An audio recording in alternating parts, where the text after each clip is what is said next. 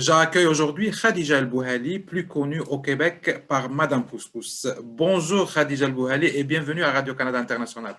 Bonjour Samir, merci pour l'invitation. Alors, Khadija El Bouhali, on vous connaît au Québec à travers le couscous Kouzmos, un couscous aux saveurs berbères qui nous vient du Maroc. Et il y a quelque temps, vous avez embarqué dans une nouvelle aventure qui a abouti au lancement aujourd'hui d'une gamme de produits, la Chef. Parlez-nous de ce concept. Pour vous parler de la chef, il va falloir voir un peu toute l'historique de Cosmos, comment ça s'est passé, pour comprendre un peu le Oui, concept. Déjà, il faut savoir que moi, j'ai travaillé longtemps dans le communautaire et particulièrement dans les tables de concertation. Alors, j'ai un esprit, une façon de voir le monde qui est un peu différente des affaires, disons. Alors, je suis plus dans l'entraide, on travaille ensemble. Je ne suis pas dans la compétition du tout, du tout, du tout.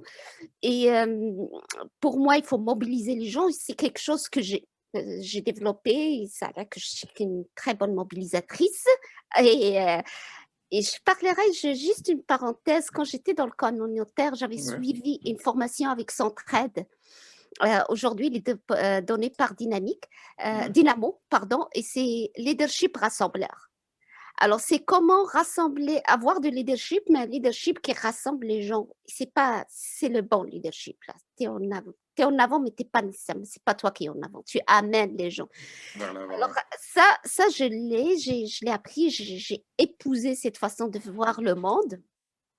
Et un jour, j'ai lancé Cosmos. Alors, Cosmos, au début, c'était vraiment pour partager un peu ma culture. Et ma culture berbère, c'est, si on peut dire, le signe de la culture berbère, C'est le couscous. c'est vraiment le couscous. D'ailleurs, le Alors, monde berbère commence là où commence le couscous au Maghreb, c'est voilà. ça? Alors, c'est lié à notre identité. Et pour moi, c'est un lien. C'est un lien avec ce que je suis, avec mes racines. Alors, j'ai commencé par le couscous, mais j'avais plein d'idées, mais ça tournait toujours autour du Maroc. La gastro, mais aussi la culture, les arts. J'avais plein d'autres projets et, et ça a été dur. Ça a été beaucoup plus dur que ce que je pensais. Euh, je savais que ça allait dur, Oui, c'est certainement. normal. Tout est difficile. L'entrepreneuriat, quand tu n'as pas grandi là-dedans, c'est normal que ça soit difficile, mais ça a été beaucoup plus dur que ce que je pensais. Voilà. Mais, Bon, mais tout ce qui nous tue bref, pas nous rend fort quand même. voilà, c'est ça. Et disons, c'est ça qui a été ma force tout le long. C'est que malgré le fait que chaque fois que je tombais, je me mettais debout. Un jour, en 2018, et c'est là je vais aller vers la chef, là maintenant, Oui. en 2018, il y avait le lancement de Couscous dans tous les IGA, Sobeys, puis il y a eu une embûche. Et je n'en pouvais plus. J'ai dit, ça y est, c'est fini, je ferme. Alors, j'ai appelé mon contact chez IGA au bureau chef, puis je lui ai dit, regarde, j'en peux plus, désolée, je vais me retirer, j'arrête. Et ils avaient déjà fait la commande. Hein. Elle a dit, vous vendez ce que vous avez acheté, puis c'est fini. Et là, elle me dit, qu'est-ce que tu vas faire? Et là, je lui dis, bah, regarde, moi, au début, ce que je voulais, c'est une plateforme où je vais aller chercher des femmes de toutes les cultures. Puis, Et alors, les amener à je lui parle, puis là, je lui explique mon votre concept. idée. Et là, elle me dit, ben non, je le veux, le projet. Ah, Je le donc veux vous pour avez sauver. embarqué sur un nouveau projet là. Voilà. Est-ce Alors, que est-ce que vous avez laissé tomber le non, premier produit? non. Allez-y. Bah, c'est ça. Alors, en 2018, l'automne 2018, ce qu'on s'est dit, ben, on va Sobeys, alors le bureau chef, allait m'aider pour régler mes problèmes que je rencontrais tout le temps, parce que c'était toujours la même histoire. C'est l'usine, c'est la production. C'est ça qui a toujours été un problème. Euh, on va t'aider à régler ça. On va travailler ensemble pour faire rentrer des nouveaux produits dans le frais. Ça va te permettre de grandir un tout petit peu. Et après, on va lancer le nouveau projet. Là, on parlait encore de Cuisine du Monde. C'est comme ça qu'on l'appelait Ça dans le va. temps pour commencer. Et là, on rentre, ça a pris tout 2019. On rentre le congelé partout. On revient, on trouve une usine, on négocie, on fait rentrer le congelé partout. Et on rentre le 11 février. Non, mais en janvier, l'automne 2019, j'ai eu une rencontre avec tout le bureau chef, le directeur général de Sobeys Québec, etc. Et là, on s'est dit non, non, ça, on le veut et on va aller vraiment très loin avec ce Faire ce projet. produit. Vraiment, le concept est intéressant. Alors là, janvier, on s'est dit, bah, regardez, comme le couscous frais va rentrer, pour ne pas créer de la concurrence, on va arrêter le couscous congelé et on va lancer le couscous frais le 11 février 2020. Et en mois de juin 2020, on va rentrer cuisine du monde. Encore, on l'appelle encore cuisine du monde. Alors là, on travaille. Le 11 février, le frais rentre. Le 15 mars, le 13 mars, tout s'arrête. On a le confinement et la Covid, tout ça. Le problème, c'est que moi, j'avais arrêté le couscous congelé. On l'avait arrêté en janvier. On a pris une grande commande, puis on a dit c'est fini. Et une commande qui allait nous amener jusqu'à juin. Et pour le frais, c'est sous la marque C'est Prêt de IGA. Et il arrive pas en barquette, alors il n'est pas portionné, il arrive en vrac. Oui. Et c'est à l'intérieur, c'est dans les magasins qu'on va le portionner. Mais là, ils ont fermé ce département. Oui, avec le confinement. Oui, ça fait que le 14, je crois, avril 2020, j'avais plus rien sur le marché. J'en avais plus rien. Et comment vous avez rebondi? Comment vous avez rebondi? Eh ben, j'ai appelé mes bailleurs de fonds. On a arrêté les paiements de toutes les factures. Alors, puis, j'ai commencé à travailler aussi. J'étais obligée de revenir travailler. J'avais aussi lancé Achat solidaire, mais avec Achat solidaire, c'était du bénévolat. C'était juste pour soutenir les entreprises. Et là, on reporte le lancement de Cuisine du Monde parce que tout le monde essaye, le bureau chef essaie d'aider les magasins. En septembre, on a dit, on la reporte en septembre. L'été, on se rend compte que ce n'était pas possible et on l'a reporté jusqu'à janvier. Puis là, ça. Vous le lancez aujourd'hui. Et c'est quoi le concept lui-même? Le concept lui-même, c'est. Alors, ça, c'est difficile. Là, vous êtes émotive en parlant de ça. Je vois. Parce que là, c'est un aboutissement. Parce qu'en fait, c'est vraiment quelque chose qui me tenait. C'est comme une naissance, là. Ça a été, comme j'ai dit, ça a été très difficile. Et depuis mon passage au Dragon, il y a plusieurs femmes qui me contactent, des hommes aussi, de toutes les cultures, des Québécois, de partout, qui me disent comment tu as fait? Comment tu as fait pour arriver? Je dis, je suis en train de créer une marque, mais je ne fais pas d'argent. Je n'ai pas de salaire encore. Mais je leur explique quand même ce que j'ai fait. Alors, je donnais du bénévolat, je donnais du temps, je donne beaucoup d'heures à toute personne qui me contacte. Et en faisant ça, et je commençais à coacher du monde bénévolement tout le temps. Mais là, je me rends compte qu'on a toute la même problématique. Beaucoup d'immigrants qui veulent faire découvrir leur culture, qui vont vers la cuisine parce que c'est quelque chose qui nous permet de rester liés à ce que nous sommes tout en s'ouvrant à notre nouvel environnement, tout en apportant. Puis ça fait plaisir de faire découvrir ce que tu es à l'autre. Ça fait vraiment plaisir. Mais on a tous le même problème.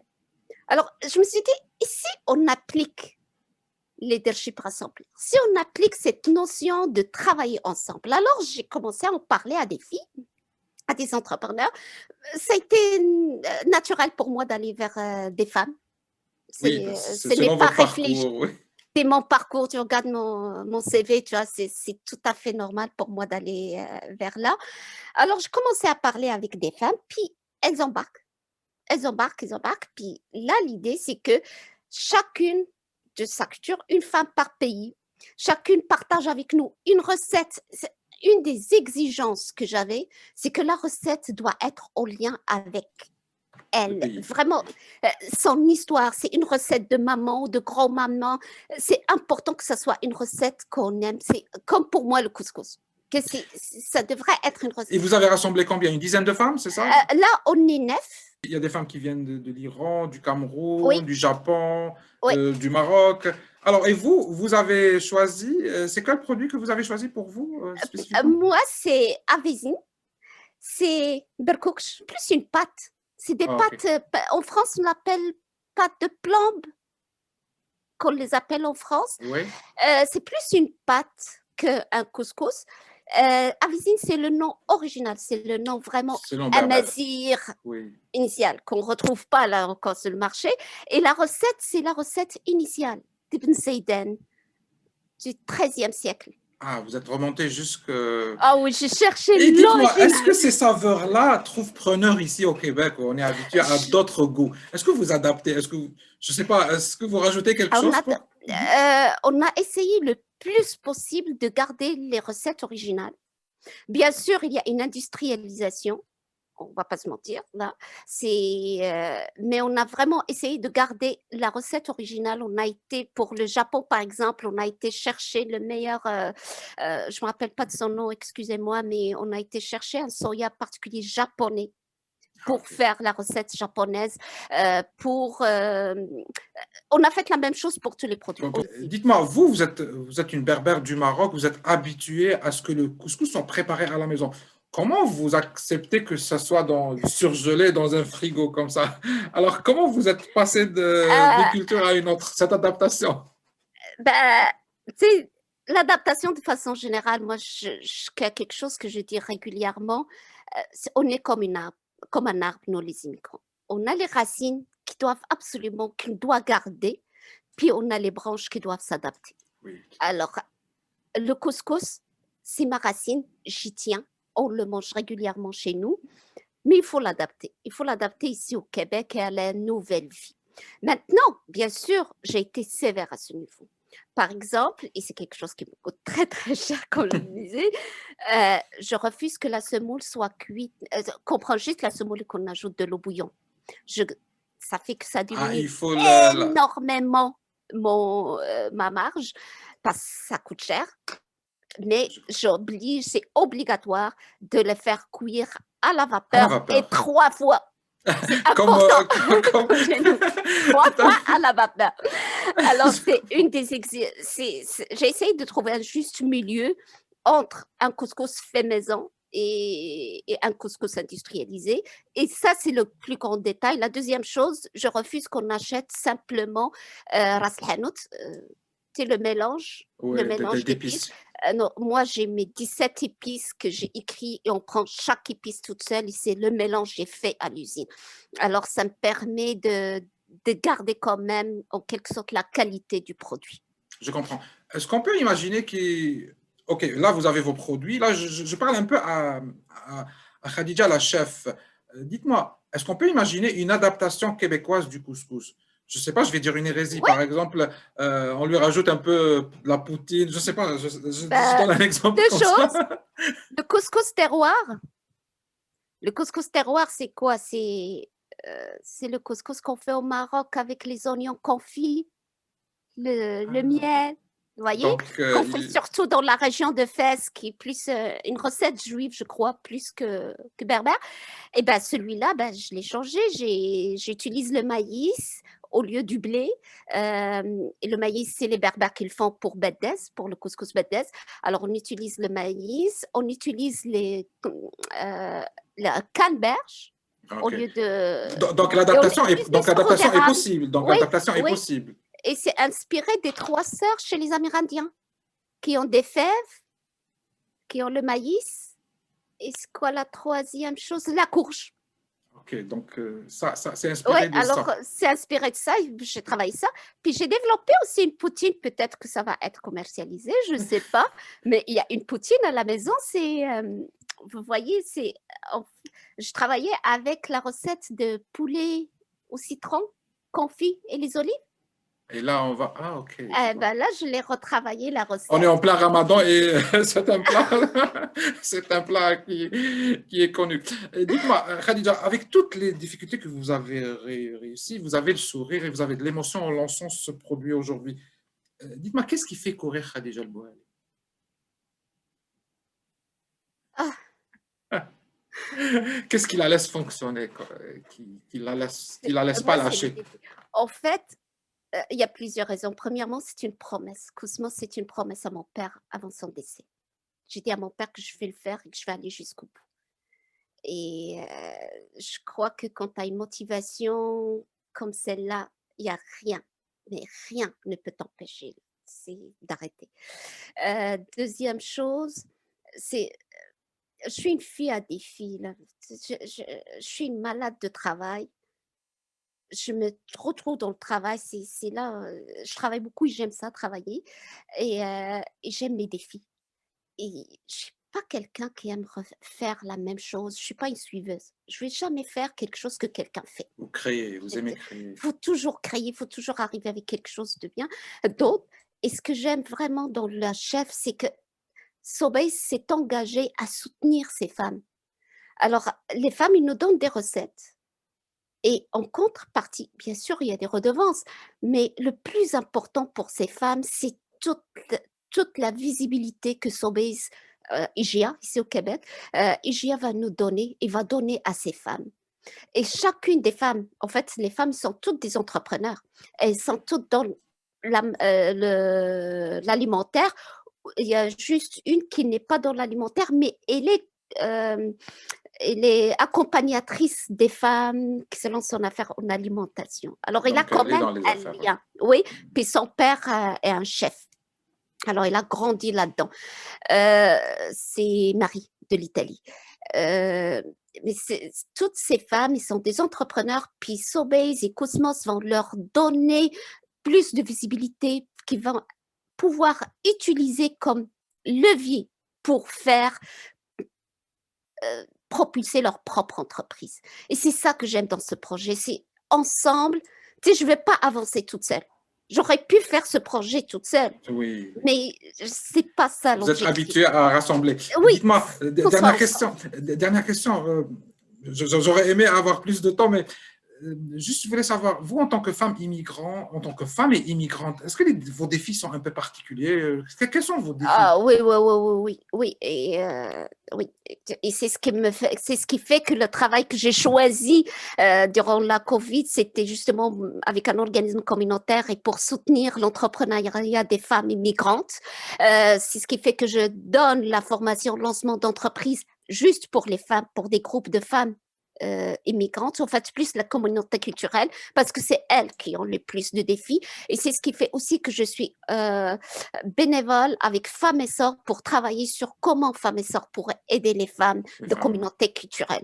Alors oui, on a des défis particuliers, que ce soit des défis qui relèvent de nous, de notre façon de voir le monde, de notre façon de faire les affaires qui sont totalement différentes, de nos propres blessures, si vous voulez, qui perdurent depuis des siècles.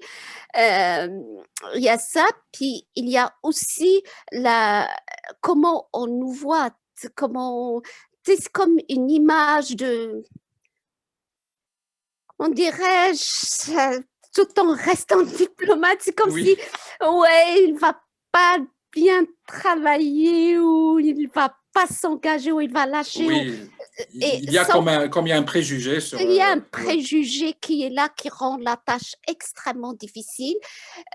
Puis, il y a aussi le fait que, regardez, pour immigrer, là, on arrive aux moyennes quand tu immigres. Un immigrant économique normal, là, comme moi, comme je crois toi, Samir, là, il faut avoir un diplôme universitaire, il faut avoir 2 ans d'expérience, il faut avoir un compte. Il y a plein de conditions. Alors, il y a plusieurs, ça fait qu'on arrive à 26 ans. Et quand on est femme, 26, 30 ans, là, l'horloge biologique commence à sonner, là. Tu as envie d'avoir ton bébé, puis là, c'est le bébé qui arrive, puis il faut s'installer, il faut travailler. Oui, il faut faire tout ça en même temps, bien sûr. Il faut faire tout ça en même temps, il faut s'intégrer, il faut comprendre. Tu fais tout ça en même temps. Alors, sincèrement, tu peux vraiment commencer à faire l'entreprise. Tu as déjà dépassé 36 ans. Et bien là, c'est l'âge qui arrive, la fatigue, tout ça, puis les enfants, bien sûr, qui continuent. Puis, il y a aussi toutes les subventions dont tu n'as plus droit. Oui, on passait à 40 ans, mais tu sais, tu n'as plus droit aux subventions. C'est juste des prêts à des taux à non plus finir. Alors, c'est vraiment tout ça, les défis. Ensemble. C'est beaucoup de choses qui sont particulières aux femmes.